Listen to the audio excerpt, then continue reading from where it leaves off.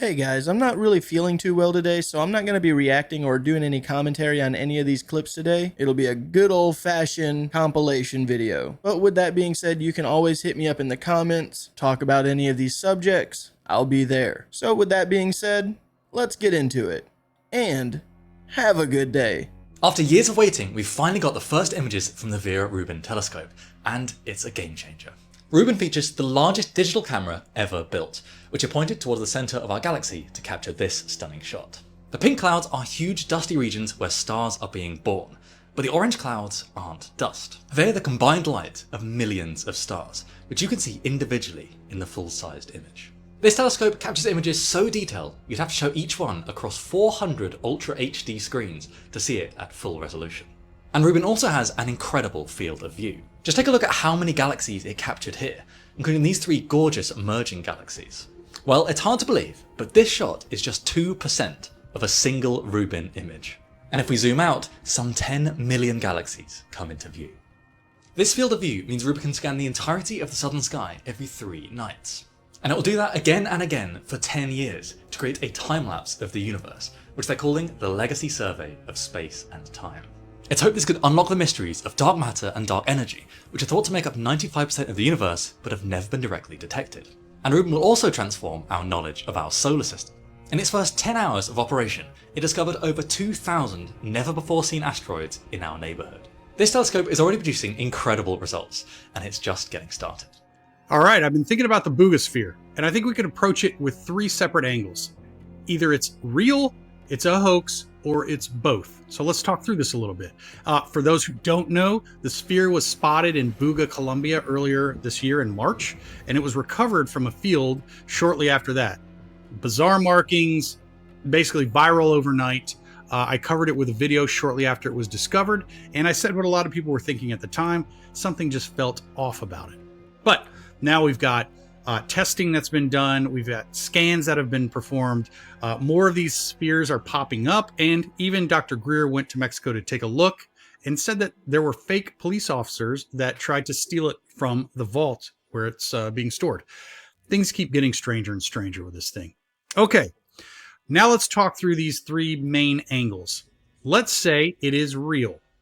We've got a few possibilities if it's real. It's non-human technology. The symbols, the material could be a probe, perhaps a drone of some sort, or an ancient technology. Or it could be black budget military device. It could be technology that was never meant to be found. Maybe it was being tested and we weren't supposed to see it. Or it could be a real anomaly that's just buried in noise, an actual artifact surrounded by fake stuff to make the story confusing, because disinformation works best when it's mixed with half-truths. But if it's fake, someone put real effort into this. So why? Well, if it's a hoax, it could be for viral clout. Going viral, social media loves a mystery. Fabricating a story can make you money. It can even get you, monetization in ways that come from donations, paid content. Intentional discrediting could be a scenario, a hoax that's made to distract us from real investigations that are happening. So that's a very real possibility, because if you flood the field with fakes and the real stuff ends up drowning in the doubt. Okay, what if it's both? What if it's a real object but a fake narrative, or vice versa? What if this is a controlled leak designed to test us? So, artifact, hoax, or a trap? Drop your theory. Let me know. I want to know what you think. Thousands of people have told me that they want to go with on the Ice Wall expedition, but what they forget is that this is a lifelong trip that we would be making if we actually did go beyond the ice wall. Because when you're on a boat, it's literally 132 times longer of a trip than if you were to fly in a plane. And we can't fly a plane all over the place because we won't have enough fuel for that. So we'd have to go by boat. And if we do travel to these other areas, it's years at a time when we can cross the oceans to other continents. So it's a lifelong journey. We'd have to prepare to be there for the next 50 years if we were to go. So that's why it's no light decision to make. And everyone's messaging me like, oh, take me with you, please. I mean, I'll take anyone who's willing to go, but I don't think there's really going to be many people that are that serious about a trip like this, because it is dangerous and it would take forever and it'd take your entire rest of your life. So you just got to be careful about what it is you really want. And I got 4,000 people in my Discord trying to plan this trip out and thinking we can just go over there whenever we want, but this will cost probably $1 million if we want to bring the amount of people that we need to be safe, and we need a whole crew for this. It's not like we can just raise 5K and go to the harshest place on earth, harshest weather, and think that we can survive in a little cheap boat. We got to have the best equipment for this trip. And so it takes a lot of planning, and it's not going to happen in just a few months. So sorry I haven't gone already, but eventually I will. Now, I know I said that this was going to be a compilation, sorry for the jump scare, but I am watching these videos as I'm recording. And I just have to say, with this guy, I really hope that he does not have like a whole bunch of people in Discord funding him money for this imaginary trip. That's ridiculous. I'm just putting this video on here for awareness. There should be nobody giving this guy money on the expectation that they're going on a trip past the Antarctic wall. At least in my opinion. I'm just putting that out there. Back to the compilation. Never seen something like this. There's like tens of thousands of these reflective objects in the air. I thought they were birds at first, but looking closer, it's literally just these reflective objects. What is this?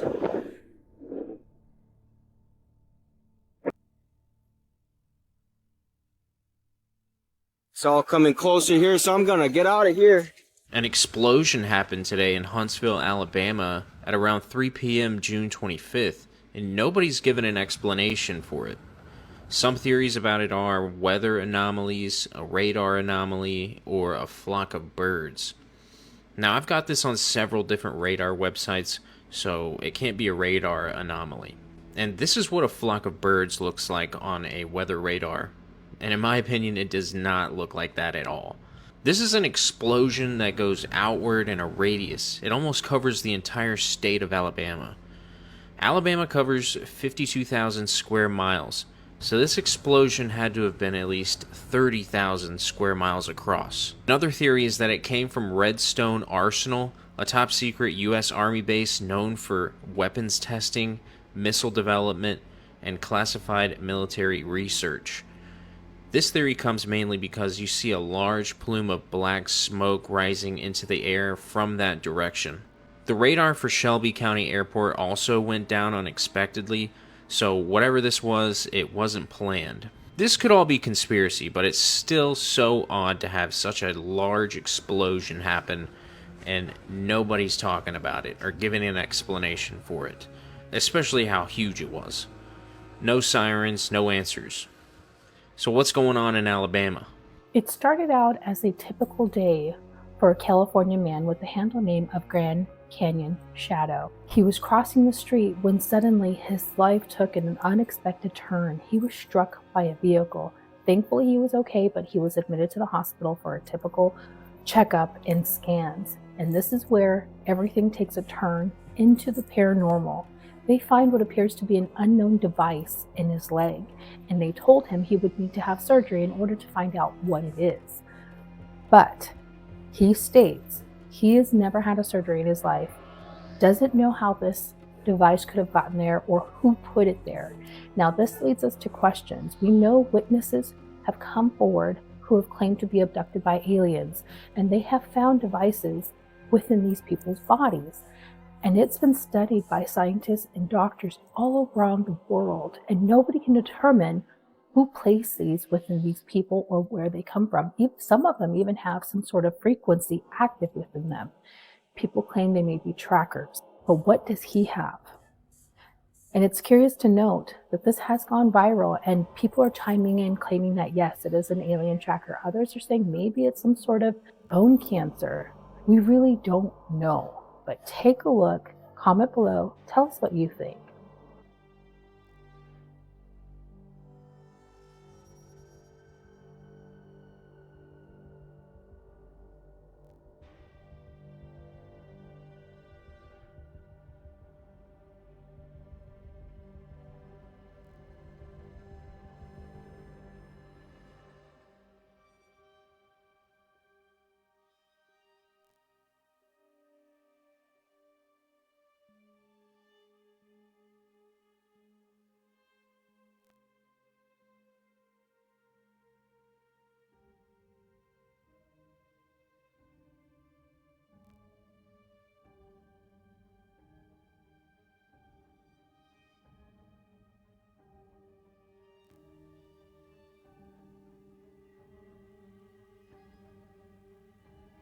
On April 4th, 2025, an anonymous user on 4chan uploaded an image file titled RoyJPJs.jpg. The image was accompanied by a poorly written message that set the conspiracy in motion. It said, "This is a demon writing itself retroactively into pop culture history." The initial post caught fire. The term demon was intriguing, and the concept of writing itself retroactively into history is terrifying. And it evokes the ideas of hacked databases and manipulating our reality. Following the 4chan post, the theory quickly grew and spread to other platforms like Reddit and TikTok, evolving into several distinct but related theories. One theory is the AI demon hypothesis. This is the Roy J theory's central and most fantastical claim. The theory is that Roy J is not and never was a real human being. Instead, he is a non-human entity, either a literal demon, as the original post suggested,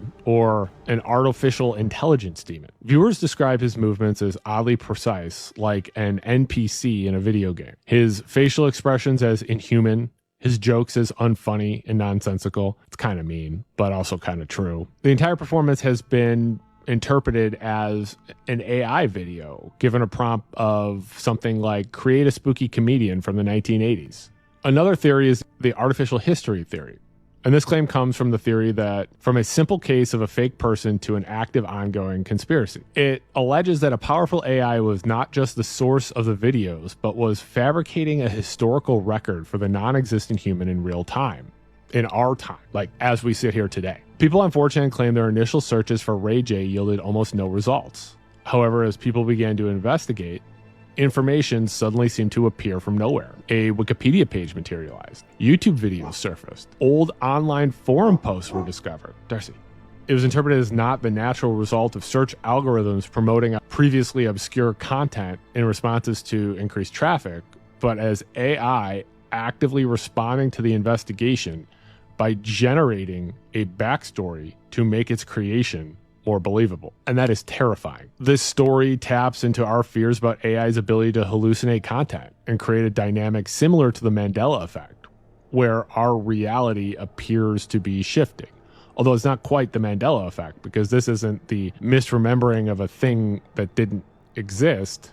It's the thing that didn't exist inserting itself into existence. Another theory is this is either an ARG, a viral marketing campaign, or a hoax. Tartaria was this empire, highly advanced. Let us take the matter of history, which along with religion, language, and literature, constitute the core of a people's cultural heritage. Here again, the communists have interfered in a shameless manner. For example, on the 9th of August, 1944, the Central Committee of the Communist Party issued a directive ordering the parties to proceed to the scientific revision of the history of Tartaria. Tartar history was to be falsified in order to eliminate references to Great Russia aggressions and hide the fact of the real course of the Tartar-Russian relations. Wow. Yeah, so explain what you all, like, what does that all mean? So basically, it existed. So they just completely confirmed it. That just made me freak out a little bit. Yeah. Because we talked about the Mandela effect. Yep. We also talked about with the Smithsonian, with the Native Americans and like how developed they were and like how they connected to people groups from all over the world. But the Smithsonian's like, no, we're going to write history like this. Yeah. They were isolated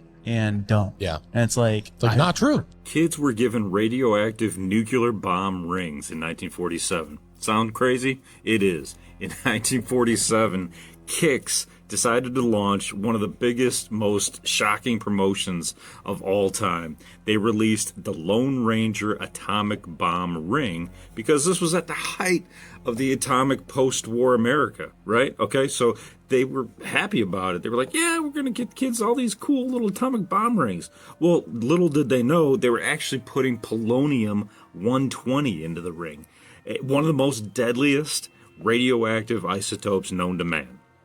The ring featured a tiny magic viewer filled with zinc sulfide. When activated by alpha particles, it glowed just a little bit. So it looked a little bit radioactive, right? Cool. The radioactive glow was a gimmick, but it didn't work correctly. You see, the polonium is harmless as long as it's sealed. But if it became unsealed, even inhaling or ingesting just the tiniest amount can be lethal. So no alarms were raised at the time, nobody thought about it until much later, but it became America's symbol of dominance in the atomic war that we had these kids running around with these atomic bomb rings on their fingers. Makes you wonder what else kids have on their hands or playing with toy-wise that they probably shouldn't be. Just keep that in mind. And where are all the toys coming from? China? New research out of MIT shows that brain scans suggest that using generative AI tools reduces cognitive activity, and this follows very closely on the heels of some research by Microsoft on their employees, which shows that AI makes human cognition atrophied and unprepared. This one was, instead of a corporate study, a scientific study. You can look it up if you Google this huge title here, Your Brain on ChatGPT, Accumulation of Cognitive Debt When Using an AI Assistant for Essay Writing Task. It's I'm pretty deep into it. It's a pretty monstrous paper. It's a huge read, about 200 and something pages. But TechSpot has a fantastic summary. So what scientists did is they broke students into 3 groups and asked them to write essays while monitoring their brain activity with EEG, which is the graphs you can see up here above me. And they had a large language model group, a search engine group, and sort of a use your own brain, pen and paper only kind of group. They monitored their brain activity while they were working and wanted to kind of look at the outputs of the papers. And then for the final study, they swapped, and the large language model group had to move over to brain only. So the results here were a little bit wild. While essays from the LLM group received high marks from both human graders and AI judges, the writing tended to be more homogeneous and adhered more closely to the original prompt. Participants who used LLMs were more likely to copy and paste, edit their work less, and struggle to quote from their own writing. Obviously, if you don't read it, you don't know what's in it. There's a breakdown of all the science here. But then, when they swapped users during the final session, where the LLM users had to go back to pen and paper and using their own sort of information, they had difficulty recalling information from earlier in the experiment, and their brain activity had reset to a novice level regarding the essay topics, indicating that while they wrote essays, they didn't really learn anything. Although it's interesting that the brain-only group showed some decline in cognitive activity over time, it remained at an intermediate level, and participants could easily remember earlier material, so memory is working. And participants who swapped from the LLM group to the brain-only group almost immediately showed an increase in neural activity. The search engine group got kind of moderate scores across everything, and the findings indicate that if you're using AI to write papers, if you're using AI to learn things or do work for you, it kind of causes brain atrophy. You're quite literally unprepared. The conclusions that the authors of this paper wrote have words like crucial to understand the full spectrum of cognitive consequences associated with LLM integration in educational and informational contexts. And there's also a little bit in here about how the participants were, the more you use an LLM, the more you're inclined to sort of believe it. They sort of stop questioning the validity of the data being output and just assume that the AI is always right, which is a different type of cognitive. It's like the appeal to authority bias, but the authority is a machine. And I think all of this is very scary and does not bode well for our future. The mother of all protests actually happened. Yesterday, hundreds of thousands of people nationwide poured onto the streets of Kenya to protest against the Ruto government. But this was no normal protest. In preparation, police sealed off government buildings with barbed wire. They blocked off access roads to prevent them from being overrun. And the government ordered the ban of all television and radio stations from covering the demonstrations. They even reportedly started blocking apps like Telegram. Bro, my editor, who lives in Kenya, told me that he had to upload yesterday's video using his 4G because his Wi-Fi stopped working. And because this is a largely Gen Z-led movement, the things we saw yesterday were wild. One guy wrote a sign reading, "Dear Iran, just one missile in our state house, please." Another guy brought his dog so that he could protest too. They used slingshots, and there's even a picture going viral of a girl using a pole vault to go over the barbed wire. And what makes this protest so unique is that it was largely organized on social media using hashtags, and it had no backing amongst the main parties or trade unions. But here's the craziest part. The day before the protest, a coalition of foreign foreign embassies issued a joint statement saying that they are concerned about the government's use of hired goons who are paid to infiltrate and disrupt peaceful protests so that the police have a justification to use force and shut things down. And yesterday, not only did the police use tear gas, water cannons, and batons, but also live ammunition. Amnesty Kenya reports that 16 people were killed, 400 injured, and 8 suffered gunshot wounds. Even CNN news reporters were on the scene wearing bulletproof vests and helmets, saying, "That's why we wear this. We wear the flak jacket because we have seen Kenyan security forces shooting unarmed, peaceful protesters." And the people part of this Gen Z-led movement are saying these aren't just protests, it's a revolution. Did this man get followed by a demon? So they said, I was waiting for my DoorDash when I heard a knock and looked outside to see this. Whatever that thing is, it's not human. I grabbed my phone to try and record it. Then when I ran to the bathroom, he started knocking.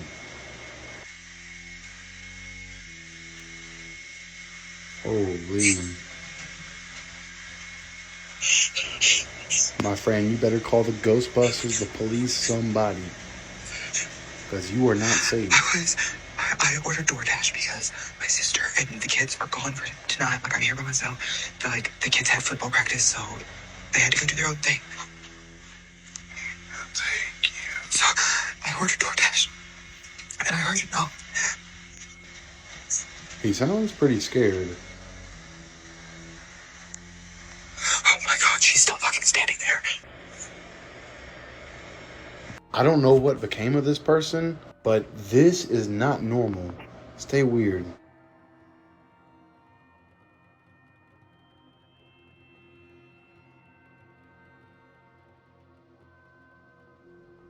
Welcome to South Carolina, where it was almost 100 degrees earlier, and now it's hailing. There is ice on the ground. What the